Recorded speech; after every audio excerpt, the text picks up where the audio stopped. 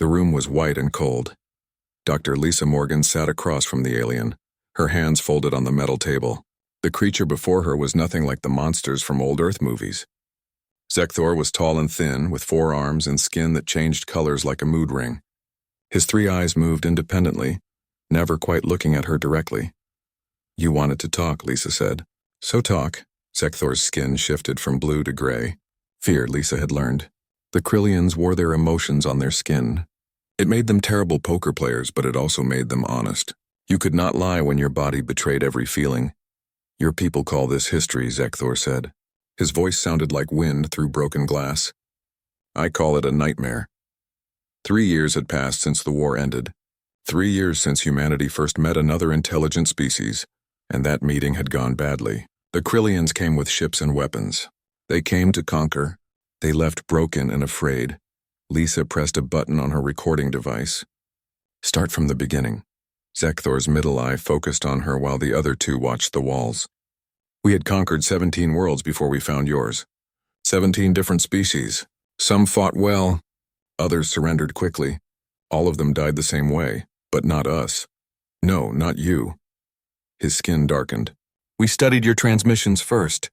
Your entertainment programs. Your news broadcast. We saw your wars against each other. We saw how you killed your own kind over resources, territory, beliefs.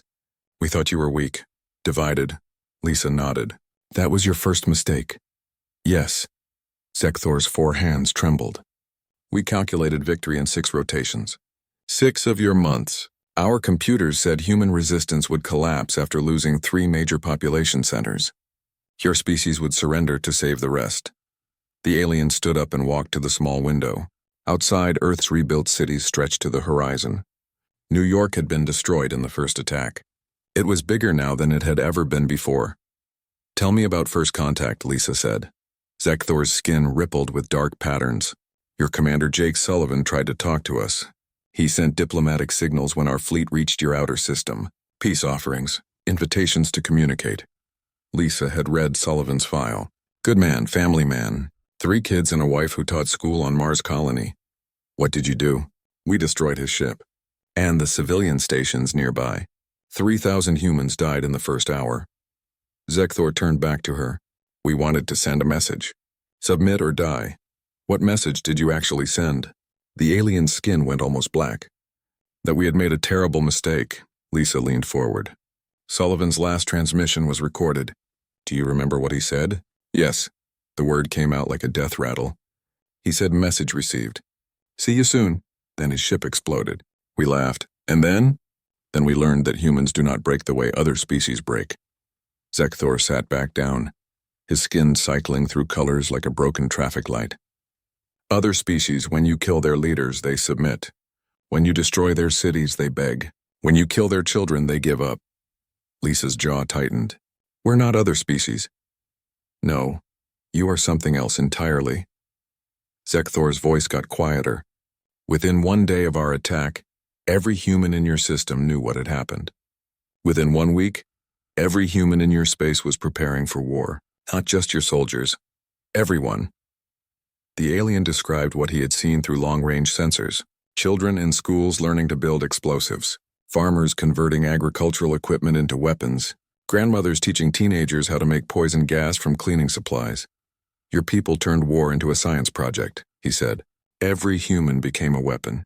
Not just the ones with guns, but the ones with computers, with chemistry sets, with engineering degrees. You weaponized your entire species." Lisa thought about her own war years. She had been a child psychologist then, but she had spent the war studying Krillian behavior patterns looking for weaknesses. Everyone had done their part. "We expected you to protect your non-combatants," Zekthor continued. "Instead, you turned them into combatants. An 8-year-old human child knew more about improvised explosives than our demolition experts. We protected them by teaching them to protect themselves. Yes, and that terrified us." The alien's skin went pale yellow. Confusion, Lisa knew. "We had protocols for dealing with military resistance. We had protocols for civilian populations. We had no protocols for a species that turned every member into a potential threat." Zekthor described their first landing on Europa, one of Jupiter's moons. The colony there had been a mining operation. 3,000 civilians working to extract resources from the ice. The Krillians expected easy conquest. They should have surrendered immediately, he said. Miners and engineers and their families. No military training. No weapons beyond mining tools. But they didn't surrender. No, they disappeared. Zekthor's three eyes all fixed on Lisa at once. The entire colony vanished into the ice tunnels. We sent search parties. They never came back. We sent more. They found pieces. Lisa remembered the Europa survivors. Captain Amy Rodriguez had led them. A mining engineer who had never been in a real fight before the war. She became one of Earth's greatest heroes. Rodriguez turned those tunnels into a death maze, Lisa said. Captain Rodriguez was not a soldier.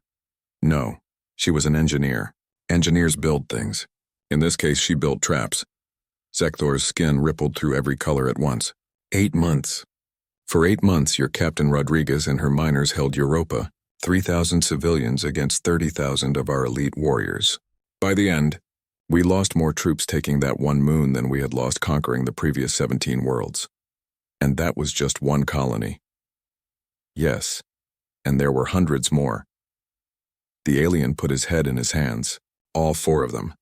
We realized then that we were not fighting a military force. We were fighting an entire species that refused to be conquered. Every world was Europa.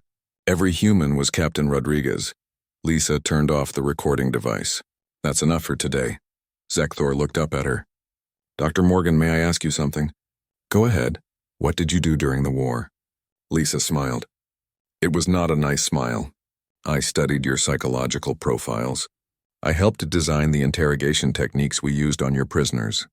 I learned how to break Krillian minds. The alien's skin went white. Pure terror. Sleep well, Zekthor. We'll continue tomorrow. The next morning, Zekthor looked worse. His skin stayed a dull gray color, and he moved like an old man despite being only 35 in human years. Lisa had learned that Krillians aged differently when they were stressed. Fear literally ate them alive from the inside. You want to continue? She asked, setting down 2 cups of coffee. She had discovered that Krillians could drink human coffee, though they needed 3 times as much sugar. I must. The agreement was complete honesty in exchange for the cure. He picked up the cup with 2 hands, the other 2 fidgeting with his clothing. My people are dying from the plague. Your doctors say they can help, but only if I tell everything. Lisa started the recorder. Yesterday you talked about Europa. Tell me about the bigger picture. What happened after the first attacks? Zekthor's eyes moved independently, a sign he was remembering something unpleasant. We had studied your history. Your world wars, your civil wars, humans fighting humans with primitive weapons. We expected the same chaos, but directed at us. Instead you became something we had never seen before. He sipped the coffee and made a face. Still too bitter even with all that sugar. Within 72 hours of our first attack, every human government was working together. Democrats, Republicans, Communists, Capitalists, every religion, every nation, all of them united against us, Lisa nodded. She remembered those days. The emergency world government had been formed faster than anyone thought possible. Old enemies became allies overnight when faced with extinction. Your President Martinez gave a speech, Zekthor continued. She said, today we are not Americans or Chinese or Europeans. Today, we are all human. Within a week, your entire species was coordinated like a single organism. That scared you. Terrified us. We had conquered species before, but we had never fought a species that could think as one mind while keeping the creativity of billions of individuals. His skin flickered between gray and black. Your people shared information instantly. A discovery made on Earth reached Mars in minutes. A tactical innovation on Venus was being used on Jupiter the same day. Zekthor described the second phase of the invasion. The Krillians had expected to fight separate human factions. Instead, they found themselves facing a coordinated response that seemed to predict their every move. Captain Amy Rodriguez on Europa was not fighting alone, he said. She was connected to every other human commander in real time. When she discovered that our armor was weak to certain frequencies, that information reached every human weapon maker within hours. We called it the neural net protocol, Lisa said. Every human commander, scientist, and engineer connected through quantum communication. Yes, your Captain Rodriguez would find a weakness in our defenses. Then Captain Tony Lee on Mars would improve on her discovery. Then Dr. Rachel Green on Earth would weaponize it. Then Lieutenant Bob Wilson in the asteroid belt would test it in actual combat, all within the same day. Zekthor stood up and paced around the small room. His skin was cycling through colors rapidly now, a sign of deep agitation. We had protocols for fighting divided enemies, strategies for conquered populations, battle plans for primitive species. He stopped and looked at Lisa. We had nothing. For fighting an entire species that learned and adapted in real time. Lisa pulled up a holographic display showing the war timeline. Tell me about the Lima Station incident. The alien's skin went white. Commander Jake Sullivan's daughter, Lieutenant Kate Sullivan. She was 19. She should not have been in combat. Too young. Too inexperienced. Zekthor's voice cracked. We attacked Lima Station expecting to capture supplies and prisoners. Instead, we found a trap. Lisa had read the reports. Lima Station had been a supply depot lightly defended. The Krillian saw an easy target. They were wrong. Lieutenant Sullivan had 2 weeks to prepare for your arrival, Lisa said. Tell me what she did with that time. She turned the entire station into a weapon. Zekthor sat back down heavily. Every door was rigged to explode. Every corridor was a kill zone. Every room was filled with poison gas. She had taken a supply depot and made it into a death maze. How many troops did you lose? 8,000. Elite shock troops. We sent them to capture supplies. His skin went black. Instead, Lieutenant Sullivan killed them all. A 19-year-old human child killed 8,000 of our best warriors. And herself. Yes. The station self-destructed after the last of our troops was inside. She died with them. Zekthor's 3 eyes all focused on the table. But before she died, she transmitted everything to the neural net. Every weakness she had found in our equipment. Every mistake our troops had made. Every successful trap she had built. Lisa leaned forward. And then? Then every other human station became Lima Station. Within days, every supply depot, every outpost, every minor target had become a fortress designed specifically to kill Krillians. His skin rippled with dark patterns. Lieutenant Sullivan's sacrifice was multiplied 1,000 times across your space. The alien described the growing paranoia among Krillian forces. They had come to conquer a primitive species. Instead, they found themselves fighting an enemy that learned from every defeat and shared every victory. Your Lieutenant Colonel Mark Davis figured out how to jam our communications, Zekthor said. Captain Lisa Turner discovered our ship's blind spots. Dr. Steve Johnson learned to replicate our weapons. Every human discovery was shared instantly with every other human, while you were fighting us separately. Yes. Our command structure was rigid. Information moved slowly up and down the chain of command. By the time our generals learned about a human innovation, your people had already improved on it and moved to the next step. Zekthor pulled up his own holographic display, showing Krillian troop movements. Look at this battle on Ganymede. We sent 50,000 troops to capture your mining colonies. Here Colonel Jim Parker had only 5,000 defenders. And we should have won easily. Instead, Colonel Parker used our own ships against us. He had somehow learned to hack our computer systems. When our transports arrived at the landing zone, he took control of them. Lisa smiled. Parker was a computer programmer before the war. He spent 6 months studying captured Krillian technology. He turned our own troop transports into bombs. 50,000 of my people died before they even reached the ground. Zekthor's skin went pale. But that was not the worst part. What was the worst part? He broadcast the technique to every other human commander immediately. Within a week, we could not trust our own ships. Your people had learned to turn our technology against us. The room was quiet for a long moment. Outside, Lisa could hear the sounds of the rebuilt city. Children playing in parks. Traffic moving through streets. Life continuing. You want to know the moment we realized we could not win? Zekthor asked. Tell me. It was when we intercepted a transmission from your high command. A general asking for volunteers for a suicide mission. We expected a few desperate soldiers to respond. How many volunteered? 40 million humans. In the first hour. His skin went through every color at once. 40 million of your people volunteered to die for a chance to hurt us. We had a total population of 60 million across all our worlds. Lisa turned off the recorder. Enough for today? Zekthor nodded, but then stopped. Dr. Morgan, may I ask something? Go ahead. The cure your doctors promised. Will it really work? Lisa looked at him carefully.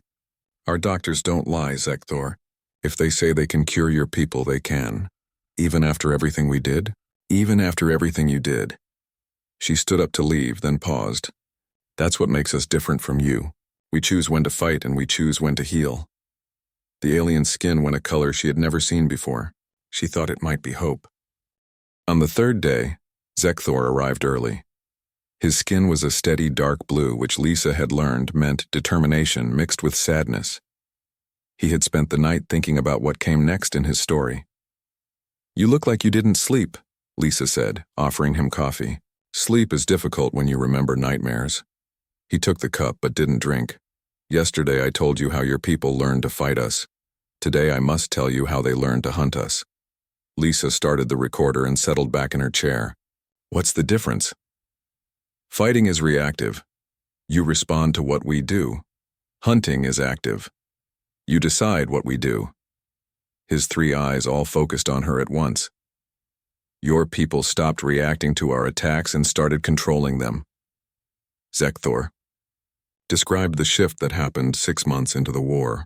The humans had absorbed the initial shock, learned from their defeats, and were ready to take the offensive. General Peter Hayes was your overall commander, the alien said. We studied him carefully. Former teacher, not a career soldier. Fought in your Middle East conflicts but retired to educate children. When the war started, he came out of retirement. What made him different from your generals? Your generals thought like warriors. General Hayes thought like a teacher. Zekthor's skin shifted to yellow. He did not want to defeat us. He wanted to educate us. Lisa frowned. Educate you about what? About why attacking humans was a mistake we would never want to repeat. The alien pulled up tactical displays showing human counterattacks. But they weren't random strikes. Each attack was designed to teach the Krillians something specific about human capabilities. Look at this pattern, Zekthor said, highlighting a series of battles. General Hayes could have destroyed our supply lines completely. Instead, he destroyed exactly half of them. Always half. Why? So we would know he could have destroyed them all. So we would understand that our survival depended on his choice, not our strength. The alien's skin went gray. He was teaching us fear. Zekthor described how Lieutenant Sam Carter had spent 3 months studying Krillian battle tactics. She had analyzed every engagement, every troop movement, every strategic decision.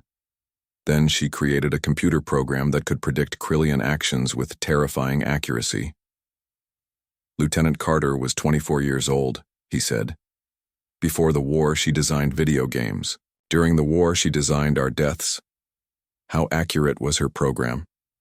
97%. She could tell us where our ships would be before our own admirals made the decisions. His skin rippled with dark patterns. Your General Hayes would give her a Krillian battle plan, and she would show him exactly how we would execute it. Then he would design counters for strategies we had not even finished planning.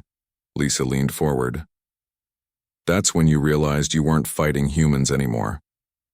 Yes, we were fighting human intelligence amplified by human computers and human cooperation. Zekthor stood up and walked to the window. Lieutenant Carter's program was connected to your neural net. Every human commander could see our future moves before we made them. The alien described battles where humans seemed to know exactly where Krillian forces would attack. Ambushes that were waiting before the Krillians even decided on their targets. Defenses that were built specifically to counter weapons that had not yet been deployed. The worst part was not that you could predict us, he said. The worst part was that you let us know you could predict us. How? General Hayes would send us messages before battles. He would tell us exactly what we were planning to do, exactly how we would fail, and exactly how many of our people would die. Then he would offer us the chance to surrender and save those lives. Lisa's eyebrows rose. Did any of your commanders accept? No. Pride and duty demanded we attack anyway. Zekthor's skin went black. So we would attack exactly as he predicted, fail exactly as he predicted, and lose exactly the number of troops he predicted. Every time. The alien pulled up a recording of one of General Hayes' messages. The human general appeared on screen, looking tired but determined. Admiral Zarketh, the recording said, in 6 hours, you will attack Titan Base with 3 assault groups. Group 1 will approach from the north. Group 2 from the east. Group 3 will attempt to jam our communications while providing cover. You will lose approximately 12,000 troops and accomplish nothing. I am offering you one chance to withdraw and save those lives. You have 1 hour to decide. What did Admiral Zarketh do? Lisa asked. He attacked exactly as General Hayes predicted. Lost exactly 12,000 troops. Accomplished nothing. Zekthor's voice was barely a whisper. And we knew that General Hayes knew we would do it. He was not trying to stop the attack. He was demonstrating that we had become predictable. That we were no longer warriors making strategic choices, but animals following programmed responses. The alien described how the psychological pressure affected Krillian command structure. Generals began to doubt their own decisions. Admirals started to fear that every plan was somehow known to the humans in advance. Colonel Ben Parker was the one who broke us completely, Zekthor said. Lisa had read Parker's file. Engineering officer, specializing in computer systems. Before the war, he had designed security systems for banks. Parker led a mission to capture one of our command ships, the alien continued. We thought it was a simple raid. Take some prisoners, steal some technology, escape before we could respond. But it wasn't. No. Colonel Parker and his team spent 2 weeks inside our ship. They did not just steal information, they planted a virus in our computer network. Zekthor's skin went white. A virus designed specifically to make us afraid. Lisa frowned. How can a computer virus create fear? It made small mistakes. Random system failures that looked like accidents. A weapon that misfired at a critical moment. A shield that flickered during an attack. A communication system that garbled important orders. The alien's hands trembled. Each failure was small, survivable. But they happened at the worst possible times. Psychological warfare. Yes.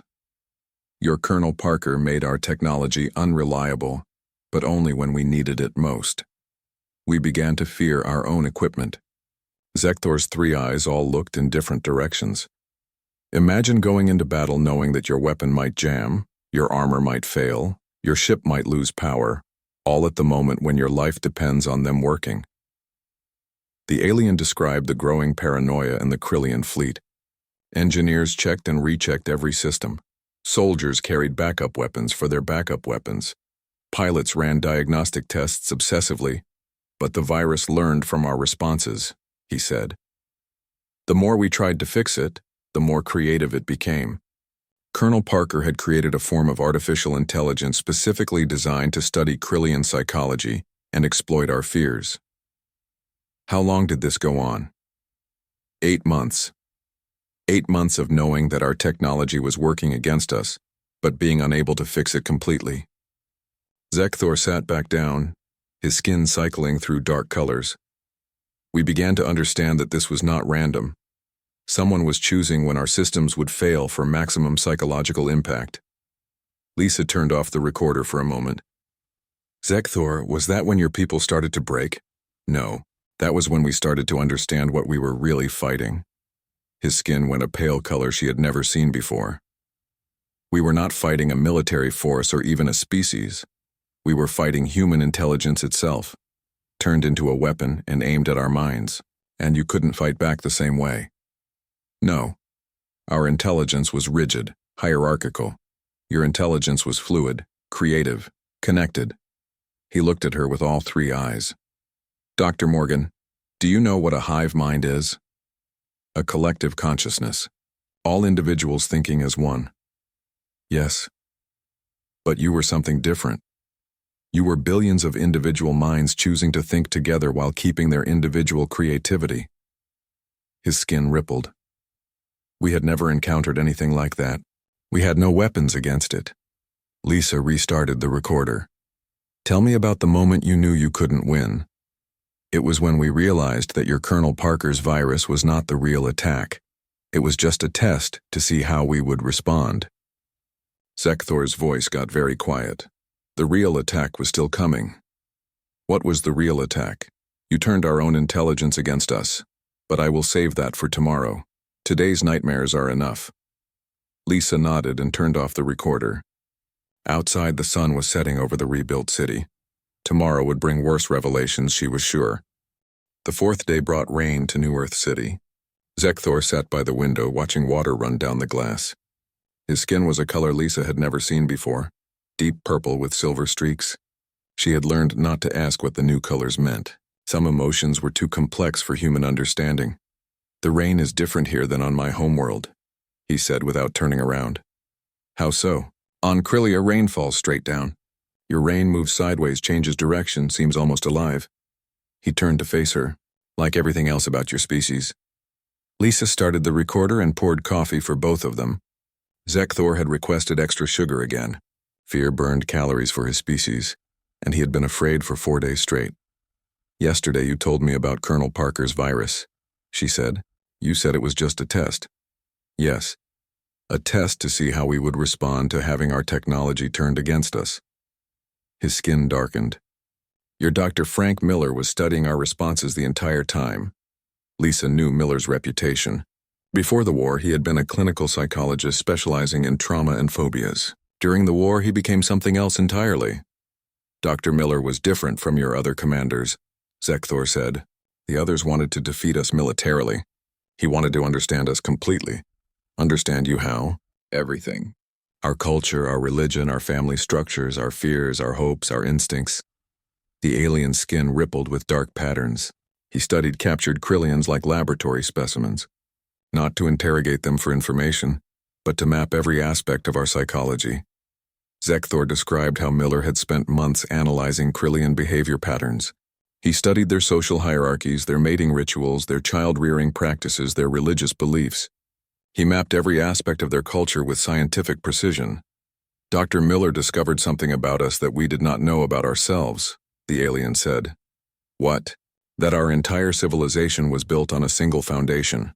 Absolute trust in our leadership hierarchy." His skin went pale. "Remove that trust and everything else collapses." Lisa leaned forward. This was the part of the war that remained classified even 3 years later. "How did he remove that trust?" "He created Captain Nicole Webb."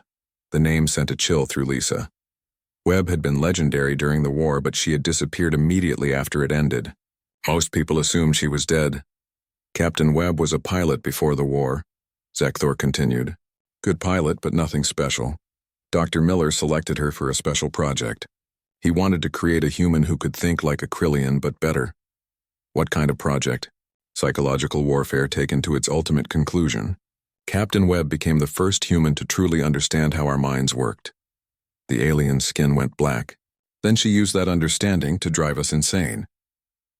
Zekthor described Webb's squadron, known as the Phantoms. They flew modified ships that could appear and disappear from Krylian sensors at will. But their real weapon was not stealth technology. "The Phantoms would attack our ships, but not to destroy them," he said. "They would disable specific systems, take specific prisoners, steal specific information. Always the same pattern." "What pattern?" "They would target our junior officers, the ones just below command rank. They would capture them, hold them for exactly 72 hours, then release them back to us." His skin flickered between colors rapidly. "But the officers who came back were different." Lisa frowned. "Different how?" "They had been reprogrammed. Dr. Miller had learned to break Krylian minds and rebuild them with human ideas inside." The alien's voice cracked. "Our own officers became human agents, but they did not know it." Zekthor described the growing paranoia that infected the Krylian command structure. Officers who had been captured and released would return to duty, but their recommendations would slowly change. Their tactical suggestions would subtly favor human positions. Their intelligence reports would contain small errors that benefited human forces. "We began to suspect that some of our officers were traitors," he said, "but we could not tell which ones.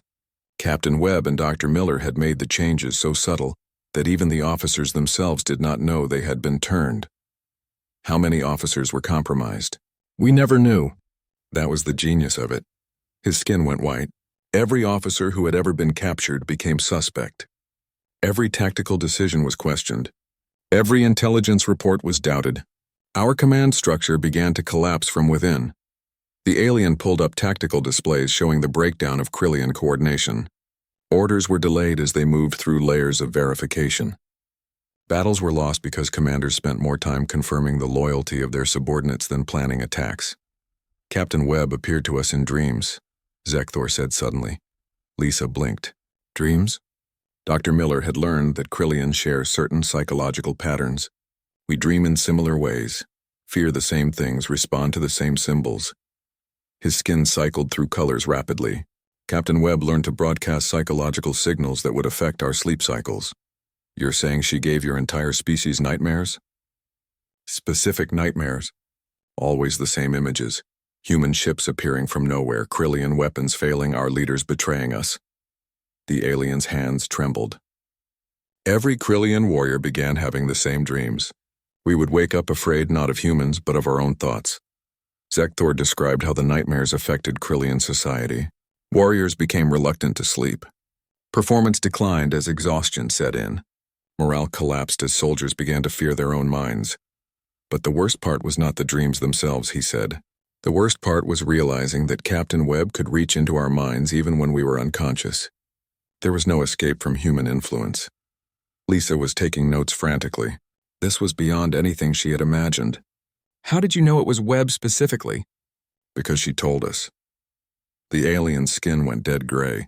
She would appear on our communication channel, speaking perfect Krillian, explaining exactly what she was doing to us. She wanted you to know? Yes, knowledge was part of the weapon.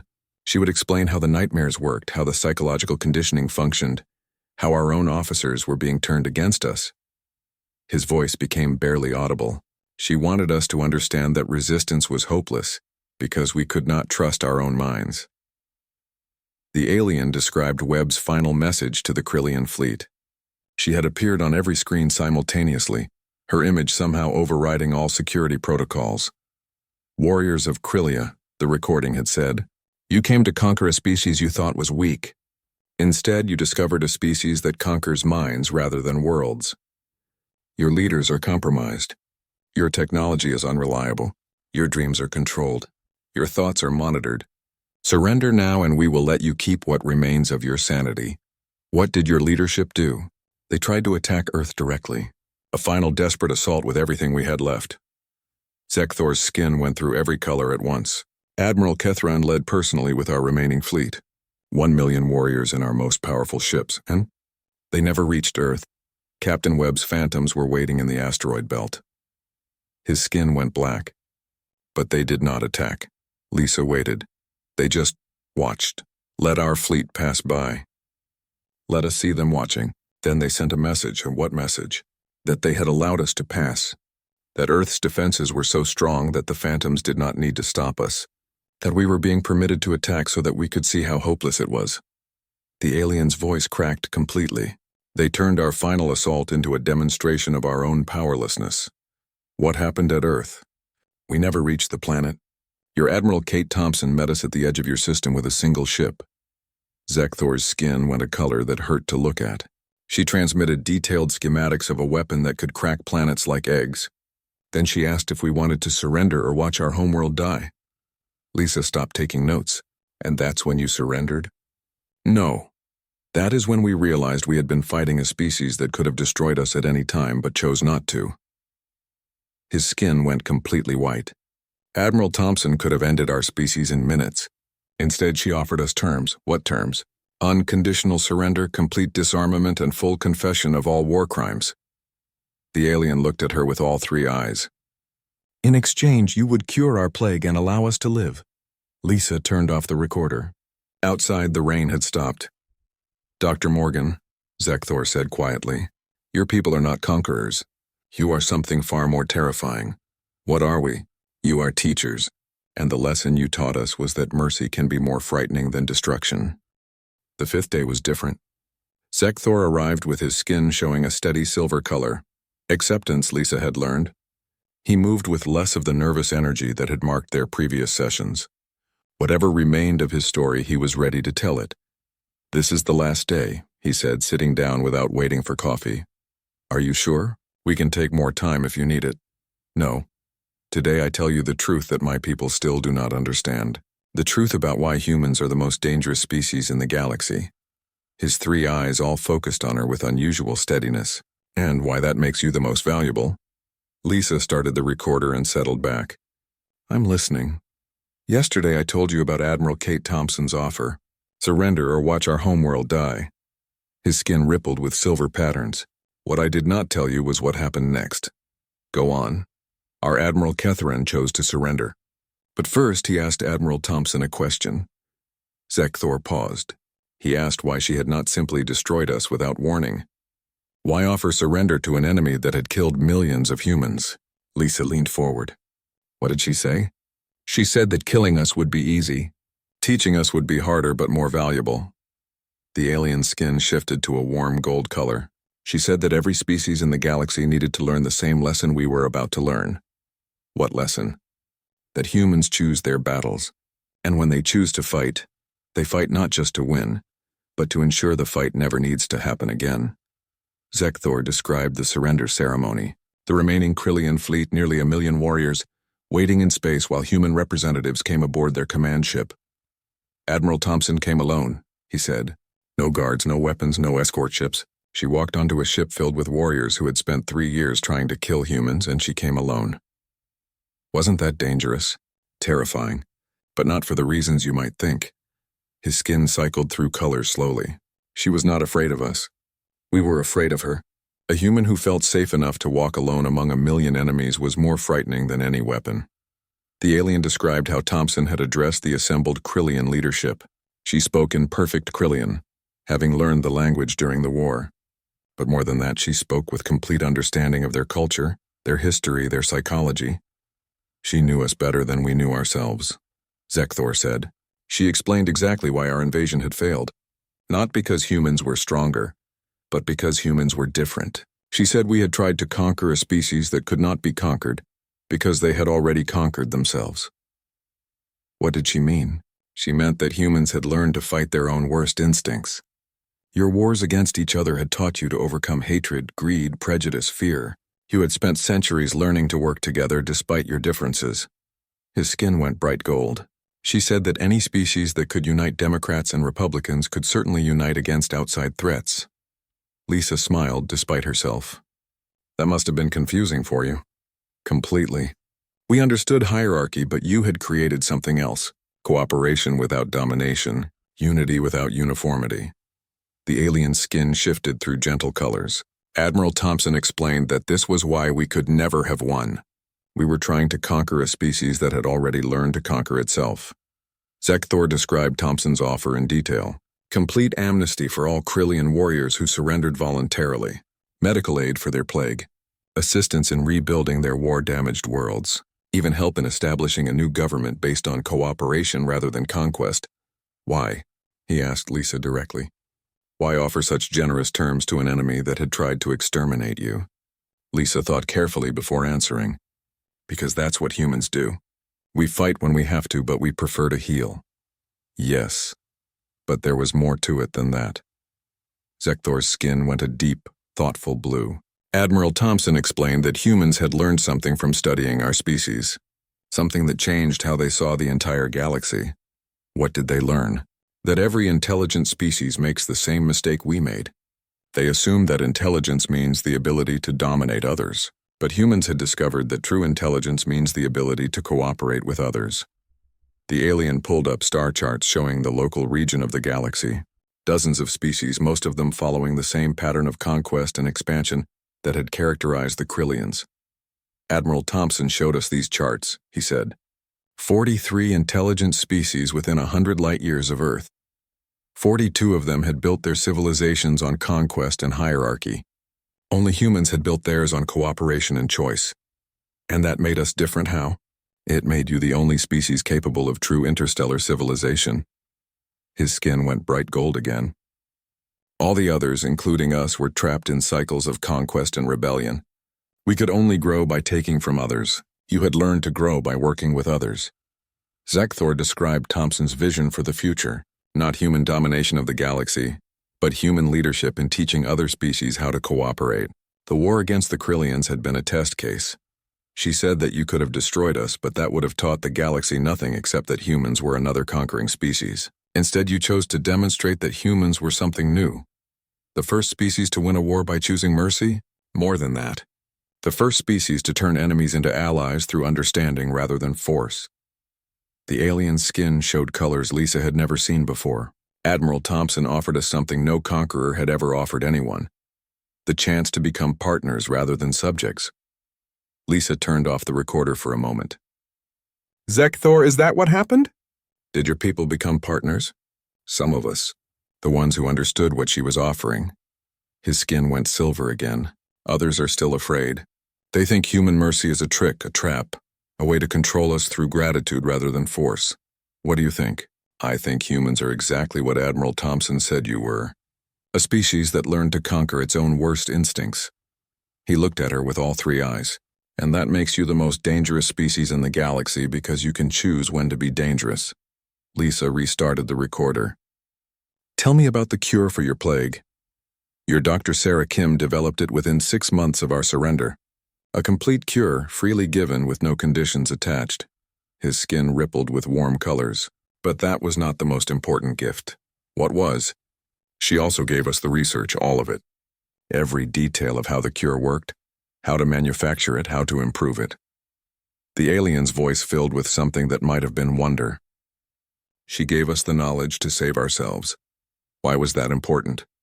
Because it proved that humans were not trying to make us dependent on you. You were trying to make us independent but allied. His skin went through a cascade of beautiful colors. You gave us the tools to solve our own problems while choosing to remain friends. Zekthor described the reconstruction efforts on Krillian worlds. Human engineers working alongside Krillian workers to rebuild damaged cities. Human teachers helping to establish new schools. Human doctors training Krillian medical staff. But the most important thing was not what humans did, he said. It was what they did not do, which was. They did not take control. They offered help, provided tools, shared knowledge, but they never tried to rule us. His skin went a steady, peaceful blue. They kept their promise. They turned us from enemies into allies, not subjects. Lisa made a note. And now? Now Krillia is the first non-human member of your Galactic Cooperation Council. We are partners in your efforts to teach other species what we learned. Which is? That cooperation is stronger than conquest. That understanding is more powerful than domination. That the ability to choose mercy is the ultimate form of strength. The alien stood up and walked to the window. And that humans are not conquerors or destroyers or saviors. What are we then? You are gardeners. His skin showed colors like a sunrise. You plant seeds of cooperation in the minds of other species and help them grow into something better than they were. Lisa turned off the recorder for the final time. Is that the end of your confession? Almost. Zekthor turned back to her. There's one more thing the galaxy needs to know about humans. What's that? You are not trying to rule the galaxy. You are trying to teach it to rule itself. His skin went a warm gold, and that is why every intelligent species will eventually become human allies, not human subjects. Why? Because you offer something that no other species has ever offered, the chance to become better versions of ourselves while remaining ourselves. He looked at her with all three eyes, showing the same peaceful color. You conquered us by teaching us to conquer our own worst instincts, and now we are helping you teach that same lesson to others. Lisa stood up and extended her hand. After a moment, Zekthor took it with one of his 4 hands. Thank you for telling the truth, she said. Thank you for proving that humans keep their promises. His skin showed every color at once, but somehow they all harmonized into something beautiful. Dr. Morgan, may I ask you one final question? Of course.